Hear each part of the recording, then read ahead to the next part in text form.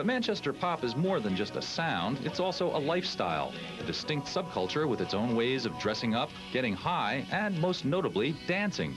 Somehow it all seems, well, sort of 60s. It's the top people, it's top buzz, top music, top atmosphere, no hostility, unity, unity.